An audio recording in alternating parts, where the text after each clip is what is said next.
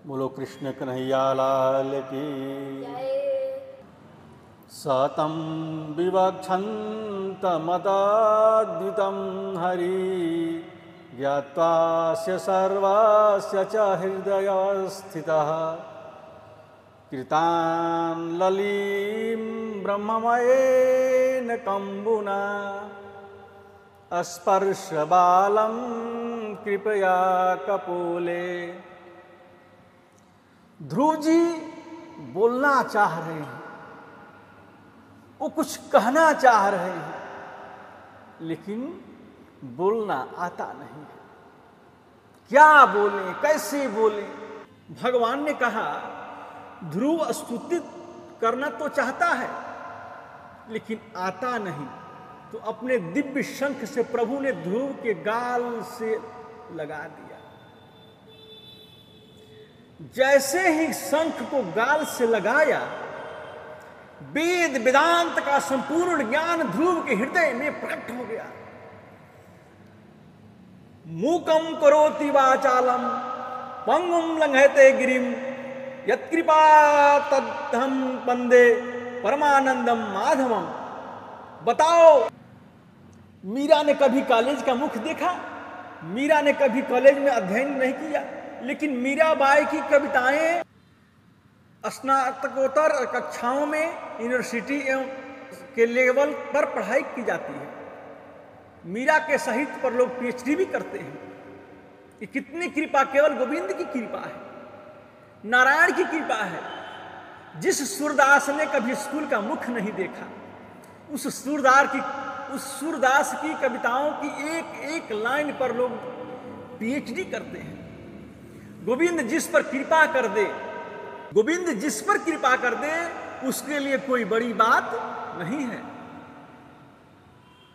या ध्रुव जी के गाल में अपने शंख को प्रभु ने लगाया, वेद वेदांत का संपूर्ण ज्ञान ध्रुव के हृदय में प्रवाहित होने लगा। परमात्मा की कृपा का अनुभव करो। उनकी कृपा बस यही है, हम उसे कितना ले सकते हैं ये हमारी श्रद्धा के पात्र पर निर्भर करता है। ऐसे ही परमात्मा की कृपा बरसती है। हमारी श्रद्धा का, हमारे विश्वास का पात्र जितना गहरा होगा, कृपा उतनी ही मिल सकती है। ध्रुव जी पर कृपा बरस गई। ध्रुव जी ने प्रभु की ऐसी स्तुति की कि मैं आपको शब्दों में क्या बताऊं। उस स्तुति का एक एक अक्षर स्वर्ण जड़ित है। ध्रुव की निष्ठा अद्भुत है, क्योंकि ध्रुव का अर्थ होता है निष्ठा। ध्रुव का मतलब है अविनाशी, ध्रुव का मतलब है निश्चयात्मिका। ध्रुव बुद्धि, ध्रुव का मतलब है दृढ़ निश्चय। आदरणीय सुखदेव जी महाराज श्री परीक्षित जी को वर्णन कर रहे हैं। मैत्रेय मुनि बुद्धि जी को प्रसंग सुना रहे हैं, न वही बात परीक्षित को सुना रहे हैं सुखदेव जी, और सुखदेव जी परीक्षित से कह रहे हैं वहीं प्रसंग सूत जी सैनिक ऋषियों से भी कह रहे हैं। परमात्मा श्रीमन नारायण ध्रुव की तपश्चर्या से प्रसन्न हो गए हैं। ध्रुव जी ने प्रभु की स्तुति करनी चाहिए, लेकिन स्तुति करना आता नहीं, तो स्तुति करे कैसे? इसलिए परमात्मा श्रीमन नारायण ने अपने दिव्य योऽन्ता प्रविश्य मम वाचमिमां प्रसूप्तां सञ्जीवयत्यखिलसावितधरः स्वधाम्ना अन्याश्च हस्तचरण श्रवणात्वगादीन् प्रणान्त नमो भगवते पुरुषाय तुभ्यं। ध्रुव जी कहते हैं कि भगवान मेरी सोई हुई वाणी को आज जगा दिया है। आपके चरणों में बार बार मैं वंदन करता हूं। जीव की वाणी सोई हुई रहती है, आज कृपा करे तो जग सकती है। आपकी कृपा बिना जीव आपको जान भी नहीं पाता है। बिना जाने आपके चरणों में प्रीति कैसे करे? जो जानहि ताहि देहु जनाहि अजानत तुमहु तुमहिं हऊ जाहि, उमादारु जोशित कई नाई, असबही न चावत राम गोसाई। परमात्मा को जानने वाला परमात्मा का हो जाता है। ध्रुव जी कहते हैं कि आज मैं भाग्यवान हूं, मैं पुण्यात्मा हूं, अपने आप को कृतार्थ मान रहा हूं कि मेरी वाणी जो प्रसुप्ता थी उसको आपने जगाया। परमात्मा करे तो पवन चले और पवन चले तो हमें श्वास मिले। परमात्मा की कृपा से सूर्य देव प्रकाश देकर दुनिया को रोगों से विनाश करते हैं। चंद्रमा जो वनस्पतियों के अधीश्वर कहलाए, समस्त कार्यों को करते हैं। ध्रुव जी कहते हैं कि आज मैं धन्य हो गया, आपसे एक आशीर्वाद चाहता हूं। भगवान बोले कहो क्या चाहिए? आपके संतों के चरणों में मेरी प्रीति हो जाए और उत्तरोत्तर भक्ति की वृद्धि मन में होती रहे। भगवान ने सोचा ये भक्ति तो मांग रहा है, संत चरणों में प्रेम तो मांग रहा है, परंतु वन में आकर ध्रुव ने जो तपस्या की उसका मूल उद्देश्य क्या है? आप ध्यान दें कि ऊपर से आप क्या बोलते हैं ये एक अलग बात है, मन में क्या सोच रहे हैं वो भिन्न बात है। परमात्मा तो सर्व अंतर्यामी है, अपने मन में जो सोचा उसे वो पूरा करते हैं। प्रभु ने देखा कि भक्ति मांग रहा है, प्रेम मांग रहा है, लेकिन जंगल में तपस्या करने का उद्देश्य तो दूसरा था, उसको तो बता ही नहीं रहा है।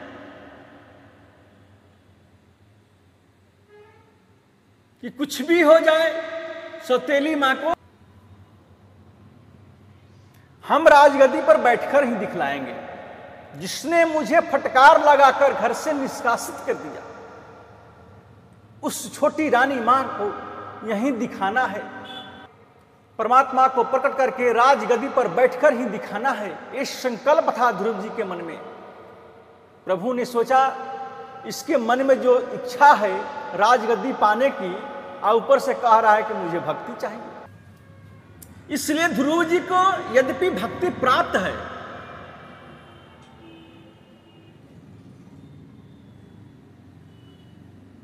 लेकिन राजगद्दी भोगे बगैर अनन्य भक्ति कैसे मिलेगी?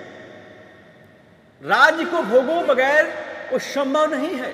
ध्रुव जी महाराज हृदय से कह रहे हैं कि वाल्मीकि रामायण में सुंदरकांड में राम जी की शरणागति का इतना सुंदर वर्णन है कि रघुवर कहते हैं कि कोई एक बार भी मुझसे कह दे कि मैं आपका हूं तो मेरा व्रत है कि मेरी प्रतिज्ञा है उस प्राणी को अभय देता हूं। और हम 2 दिन में 50 बार गाते हैं तेरा तुझको अर्पण क्या लागे मेरा। और बाजार जाएंगे तो घटिया वाले अमरूद लेंगे, पूछा करेंगे मंदिर में चढ़ाना है, धोती खरीदेंगे सस्ती वाली, क्या करोगे पंडित जी को देना है। ये बेईमानी परमात्मा को अच्छी नहीं लगती है। एक सेठ जी ने हनुमान जी से बोला है कि मेरे घर पोता नहीं है महाराज, पोता हो जाना चाहिए। हनुमान जी को उसको पिलपिला अमरूद चढ़ा दिया। सेठ जी के घर पोता हुआ परंतु उसका सिर पिलपिला हुआ। हनुमान मंदिर गया, बोला ये क्या हुआ? बोले जैसा तुम्हारा अमरूद वैसा तेरा पोता। कहने का तात्पर्य है कि परमात्मा को ही तेरा तुझको अर्पण बाणी से कहने से क्या होता है, अपने मन में श्रद्धा से वो सामग्री भेंट करो। जैसे मैं साक्षात प्रभु को ही भेंट चढ़ा रहा हूं। मेरा क्या है? मेरा जो कुछ भी है राम वो केवल आपका है। ऐसी कौन सी चीज है जिसे मैं आपका कहकर आपको समर्पण। ध्रुव जी के मन में इच्छा है राज्य की, और ऊपर से कह रहे हैं कि मुझे भक्ति चाहिए। भगवान मुस्कुराकर बोले कि बेटा भक्ति तो तुम्हें अनायास प्राप्त है, अभी तुम घर जाओ, राज को भोगो।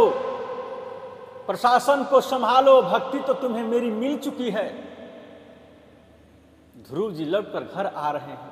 माता पिता को जैसे ही पता चला कि हमारा पुत्र ध्रुव आ रहा है, पिता ने रथ सजवाए, घोड़ा सजवाए, हाथी सजवाए। ध्रुव ने कहा अब रथ पर चढ़ने की आकांक्षा नहीं है, अब घोड़े पर बैठने की आकांक्षा नहीं है, अब तो अभिलाषा जीवन की केवल एक ही है। तृणादपि सुनिचेन तरोरिव सहिष्णुना अमानिना मानदेन कीर्तनीया सदा हरि। देखो भक्ति का सिद्धांत क्या है, अपने आप को तिनके से भी छोटा समझना। मैं तिनके से भी छोटा हूं, ये भाव रखना चाहिए। वृक्ष से भी ज्यादा सहनशीलता बनना, स्वयं अपने समान की कभी कामना नहीं करे और दूसरे को हमेशा आदर दें। कीर्तन को जीवन का परम लक्ष्य बनाए, उसी मनुष्य का जीवन श्रेष्ठ बनता है। मेरे कहने का तात्पर्य है कि ध्रुव ने जैसे ही महल में प्रवेश किया, जा पर कृपा राम की होई, अत्ता पर कृपा करहि सबको। ध्रुव जी ने सर्वप्रथम महल में प्रवेश करके अपनी सौतेली मां को चरणों में प्रणाम किया। परमात्मा से मिलने की प्रेरणा जो देता है, वो शत्रु भी सबसे ज्यादा मित्र है। सौतेली मां के चरणों में गिरकर ध्रुव जी कहते हैं कि मां, आप यदि दुर्वचन नहीं कहती, आपके वचन यदि कड़वे नहीं होते, तो आज मुझे नारायण की प्राप्ति कैसे होती। उसके बाद ध्रुव जी ने अपने पूज्य पिताजी के चरणों में प्रणाम किया और कहा, पिता महाराज, मेरी सौतेली मां के प्रति आपका अनुराग नहीं होता तो मुझे वन में आप कैसे जाने देते, कभी नहीं जाने देते। ये मेरा परम सौभाग्य है। ऐसा बानक बना, ऐसा बानक बना। माता सुनीति के चरणों में गिर ध्रुव जी ने रोने लगे और कहने लगे, मां, आप जैसी माता परमात्मा सब किसी को दे, आप जैसी मां भी मिलना कम सौभाग्य की बात नहीं है, श्रेष्ठ प्रारंभ का स्वरूप है। आप अपनी मां के चरणों में प्रणाम किया। राजा उत्तानपाद ने ध्रुव को अंक में भरकर कहा, बेटा, अब जीवन का कोई भरोसा नहीं है, अब मैं वन में भजन करने की जा रहा हूं। ध्रुव जी को राजगद्दी पर अभिषिक्त करके राजा उत्तानपाद वन की ओर चले गए। मैं यह कहना चाहता हूं कि परमात्मा से मिलने की आकांक्षा जिस दिन जग जाए, बस उसी दिन शुरू हो जाओ। कभी तारीख मत बदलो, समय का क्या भरोसा है। ध्रुव जी आज प्रशासन कर रहे हैं, राजा बन गए, परमात्मा की पूर्ण कृपा प्राप्त हो गई। ध्रुव जी के छोटे भाई उत्तम बड़े उदंड हैं। एक दिन वन में जाकर बगीचे को उजाड़ने लगे।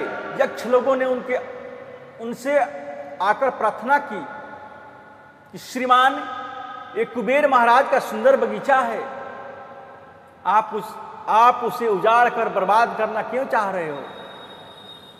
ये कुबेर जी का विहार स्थली है। ध्रुव जी के भाई उत्तम ने उनकी एक न सुनी, भयंकर युद्ध छिड़ गया।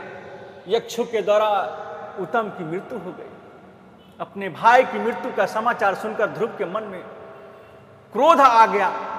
बड़ी भारी सेना लेकर ध्रुव ने उन यक्षों को मारने दौड़े, लेकिन वहां एक प्रश्न उद्वेलित होता है।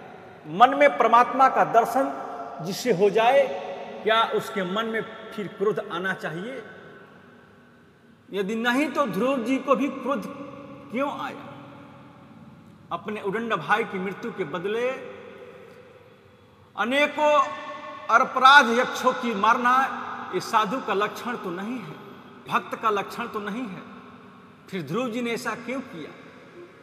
इसका सीधा सा जवाब है कि महात्मा ध्रुव जी को भगवान का दर्शन तो मिला था, परंतु अभी सत्संग नहीं मिला था। तुल्या मलवे नापी न स्वर्ग ना पुनर्भवम भगवत संगीत संगस्य मर्त्यानां किमुंताशिषः। बोलो जय श्री कृष्ण। भागवत भगवान की जय।